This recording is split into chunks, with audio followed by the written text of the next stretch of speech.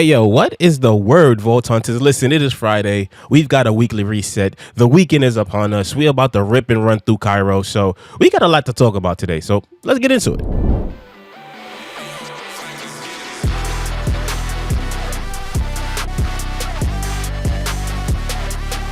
What up?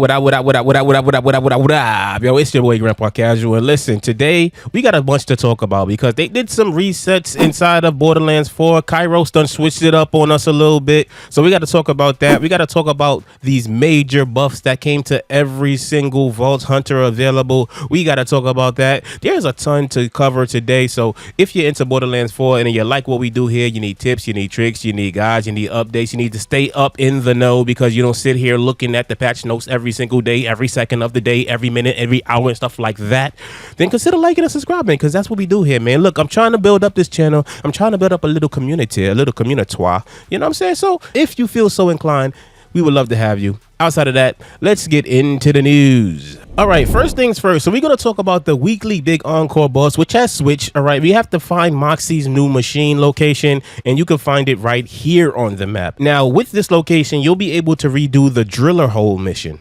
Pause. Next, we got the weekly wildcard mission that you can get at Moxie's from Lilith, and it's in Carcadia Burn. It's the unpaid tab mission. You can get that done. This wildcard mission drops a guaranteed legendary, so do it as much as you can, as often as you can, to get the perfect legendary that you're looking for. So get over there, mess stuff up, get your loot up, and do your thing. And last but not least, we got the big boy. Maurice's black market vending machine has moved again, and I was sitting at this nice little seaside bungalow over here. So you have to find this location on the map roughly, and if you're having trouble finding it, you can go over by the sea, enjoy the beautiful landscape of Kairos. And if you look at this structure right here, it's right behind this structure. So if you're looking directly at this structure that's sitting in the water, you turn around and there you have it. You have this building here. You walk inside of there, and inside of there you will find the black market vending machine.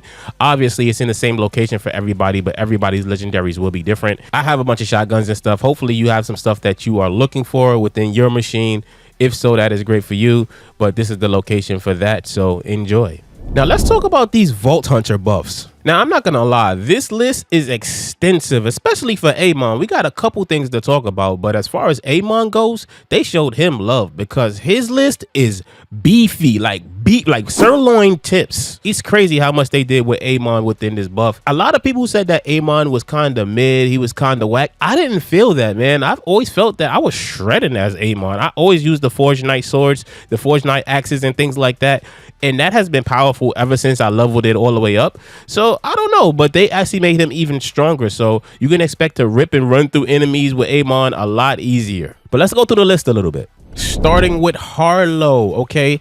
So her action skills got a little buff. So her 0-point action skill got a little buff. Her stasis slam damage is increased by 30%. Her stasis immune damage is increased by 14.7%. So all my Harlowe mains out there, I know that you eating good. I know you enjoying that little buff. I'm glad for you. Next, we got Rafa. His Apopus Lance action skill got a little buff with increased damage by 10%. His capstones got some buffs as well. His people person capstone got a buff as well. Project Raiju damage now scales by 12% per second, up from 10%. His Project Basculus damage increased by 15%. His Project Basculus hazard damage increased by 25%. His Project Gorgon damage increased by 17 percentile. As far as his people person passive, his El Catrin critical damage increased from 8% to 7% per point. Bonus shock damage increased to 8% from 7% per point. As far as per my last, double damage chance increased to 6% from 5% per a point. As far as his Arc Knife action skill, his melee damage has increased by 12%. His dashing damage has increased by 5 percentile. As far as his this year's gimmick passive, his handshake deal melee damage increased to 9% from 7% per point. To the last, skill damage increased to 8% from 6% per point. El Paragus splash damage increased to 9% from 7% per point. Liquidation damage increased by 50%. Jeez Louise, that is a big buff. Collaboration ignition bonus damage increased to 8% from 6% per point. His synergia duration increased to 14 seconds from 12 seconds. His melee damage increased to 4% from 3% per point. Impuje, I don't know how you say that. Action skill duration increased to 7% from 6% per point. Let's talk about Vex a little bit, okay? Her incarnate action skill, phase explosion damage, has increased by 16.6 percentile. Eldritch blast damage has increased by 9.5%. Her vexillation augment energy vampire damage has increased by 25%. As far as a Vexillation capstone, heart piercer damage has increased by 22%. Desecration hazard damage increased by 50%. Desecration airborne burst damage has increased by 48%. Her Geist wave damage has increased by 41%. As far as the Vexillation passive goes, her radiant attunement now deals 7% splash damage, up from 6% per point. Her dreadlight hazard damage has increased by 100%. 100% increase is crazy. I'm gonna have to start playing with Vex a little bit more. I ain't gonna lie to you, bro. Her Ars Arcana passive now increases skill damage by 9% from 8% per point. As far as her phase familiar action skill goes, trouble health has increased by 10%. Trouble damage has increased by 21.9 percentile. Now for her augments, here comes the trouble. Violent outburst damage has increased by 12.5%. Her Vorpal Fang damage has increased by 34%. As far as her Here Comes Trouble capstone, Trouble Bubble damage has increased by 33%. Her Here Comes Trouble passive now, Blood is Magic, now increases action skill damage from 8% from 7% per point. Her Claw and Bang now increases melee damage by 8% from 6% of her a point. As far as the fourth seal passive goes, Fell Inscription's melee damage increased to 7% from 6% per point. Recurrence now increases melee damage by 0.2% per stack from 0.16 per point. I don't know if that's a big one. It seems small, but it may be large. I don't know. I don't get it. It may not be about the size. I don't really know, but that seems like a really small one. And our Horrifex phase dagger damage has increased by 11.7 percentile. Now let's talk about Amon a little bit. Big Amon, because Amon, yo, they did so many changes to this dude. They gave him such an increase. As far as his Scourge action skill, Scourge has had his maximum vengeance increased by 50%, making it able to absorb more damage and deal more damage with Forge Whip when consumed. His Forge Whip damage has increased by 27% as well. As far as his Vengeance augment, the Blast Chill damage has increased by 45%. Molten Rebuke damage has increased by 86%. Eternal Winter Massive Forge Wage damage has increased by 100%. Wow. Stormlance damage has increased by 52%. Stormlance detonation damage has increased by 10%. As far as his Vengeance capstone goes, the Glacial Rapture capstone now has a 60-second cooldown, down from 70 seconds. I like it. His Glacial Rapture Forge Whip damage is increased by 16%. Glacial Rapture Fissure damage increased by 41%. And Wrathfall damage has increased by 46%. As far as his Vengeance passive goes, Scorched Kairos now increases Ordnance damage by 6%, up from 5% per point. Battleborn now increases gun damage by 4%, up from 3% per point. Scar Tissue now increases maximum health and rep kip healing by 9%, up from 8% per point. Eternal now increases action skill duration by 5%, up from 4% per point. Worldbreaker damage increased by 50%. Winter's Kiss now increases damage dealt by 10%, up from 8% per point. Strike the Anvil now deals 15% of the damage dealt, up from 12% per point. Yo, Amon is crazy now. Like, I always felt like he was strong. I feel like he's gonna be even crazier now. But moving on, as far as his Crucible action skill goes, Forge Axe damage has increased by 12%. The Double Edges Twin Forge Axe damage is now increased by 10%.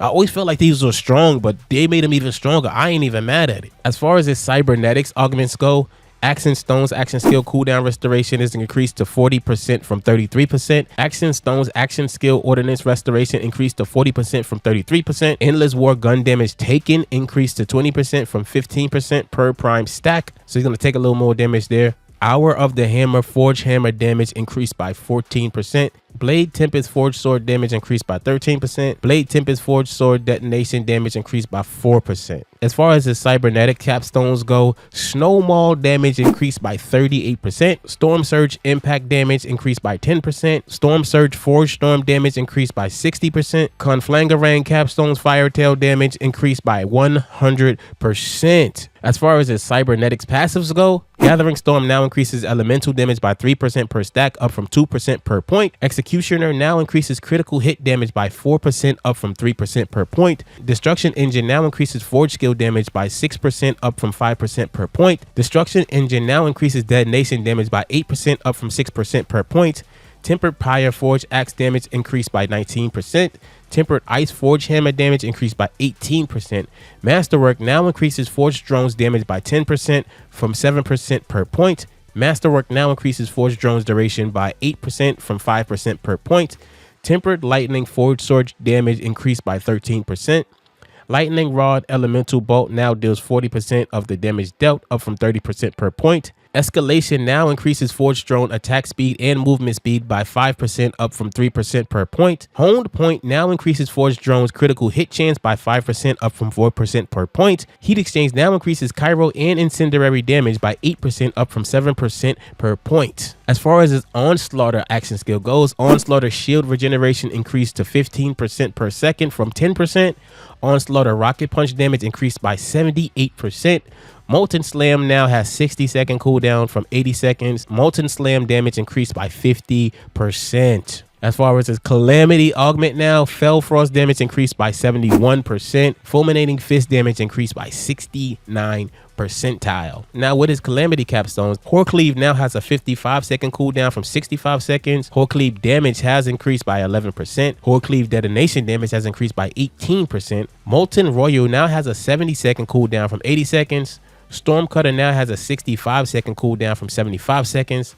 Stormcutter damage has increased by 65%. And finally, his Calamity passives now. Heavy Plate now increases maximum shield capacity by 7%, up from 6% per point. Wield the Storm now increases status effect damage and status effect duration by 7%, from 6% per point. Tritanium Knuckles now increases melee damage by 8%, up from 7% per point. Tritanium Knuckles now increase skill damage by 4%, up from 3% per point. Harbinger now increases melee damage by 2% per stack, up from 1% per point. Mortal Flare damage increased by 22%. And finally, Judgment now increases melee damage by 10%, up from 8% per point.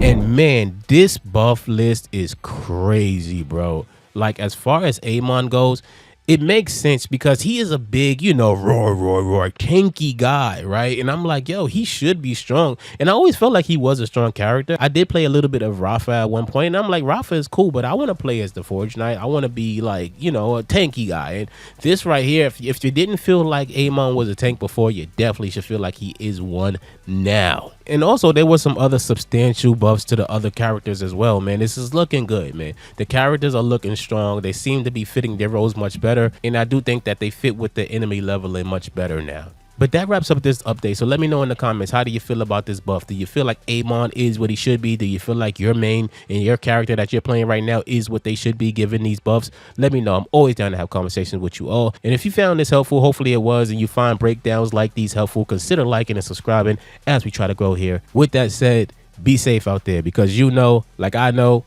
Kairos gets crazy. Let's get it.